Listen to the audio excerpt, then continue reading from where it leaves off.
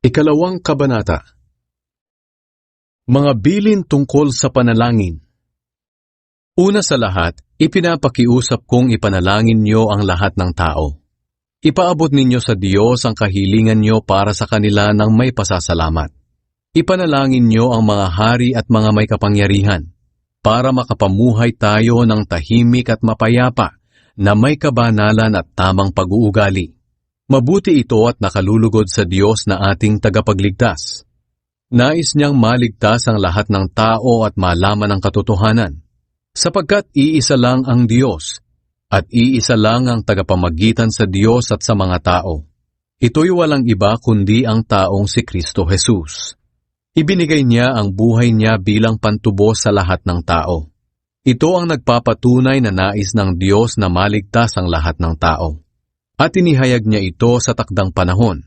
At ito ang dahilan ng pagkahirang ko bilang apostol at tagapangaral sa mga hindi Hudyo tungkol sa pananampalataya at katotohanan. Totoo ang sinasabi ko at hindi ako nagsisinungaling. Gusto kong sa lahat ng pagtitipon-tipon ay manalangin ang mga lalaki ng may malinis na kalooban, na sa pagtaas nila ng kamay sa pananalangin ay walang galit o pakikipagtalo. Gusto ko rin na maging maayos at marangal ang mga babae sa pananamit nila, at iwasan ang labis na pag-aayos ng buhok at pagsusuot ng mga alahas o mamahaling damit. Sa halip magpakita sila ng mabubuting gawa na nararapat sa mga babaeng sumasampalataya sa Diyos. At kung may nagtuturo, dapat tahimik na makinig ang mga babae at lubos na magpasakop. Hindi ko pinahihintulutan ang mga babae na magturo o mamuno sa mga lalaki. Kailangang tumahimik lang sila, sapagkat unang nilalang si Adan bago si Eva.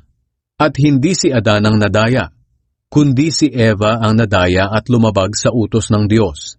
Ganoon paman, maliligtas ang mga babae sa pamamagitan ng panganganak nila, kung magpapatuloy sila sa pananampalataya, pag-ibig, kabanalan, at tamang pag-uugali.